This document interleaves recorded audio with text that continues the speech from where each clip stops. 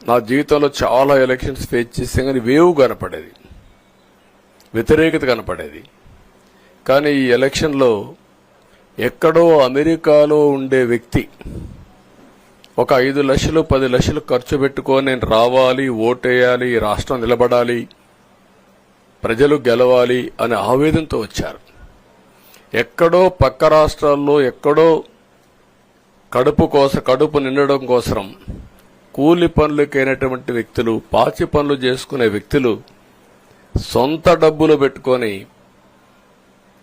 నేరుగా ఇక్కడ రైల్వే స్టేషన్లో చూస్తే, బస్ స్టాండ్లో చూస్తే భోజనం కూడా ప్యాక్ చేసుకొని తీసుకొచ్చి ఇక్కడ భోంచేసి ఓటేసే పరిస్థితికి వచ్చారు.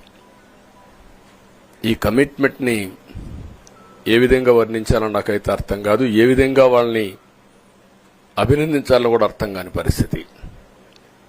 అనేక ఎన్నికల్లో అనేక అనుభూతులు చూశాం, కానీ మేము అన్ని ఎన్నికల కంటే ఇది ఒక తెలుగుదేశం పార్టీ చరిత్రలో, ఆంధ్రప్రదేశ్ రాష్ట్ర ప్రజల చరిత్రలో సువర్ణాక్షరాలతో లిఖించదగ్గ ఎన్నిక. ఇది ఒక హిస్టారికల్ ఎన్నిక.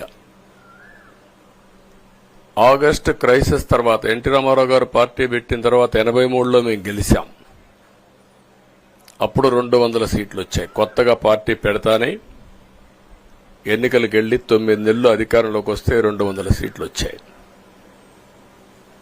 94లో మీరు ఒక్కసారి చూస్తే ప్రజా వ్యతిరేకం వల్ల 3 ముఖ్యమంత్రులు మారడం వల్ల ఆ రోజు మీరు ఎన్నికలు చూస్తే దగ్గర అపోజిషన్ పార్టీకి రిక్వైర్డ్ నెంబర్, అంటే అపోజిషన్ లీడర్గా వచ్చే స్టేటస్ రాకుండా వచ్చాయి. అవన్నిటిని వర్పించే విధంగా ఈసారి ఊహించని విధంగా వచ్చింది.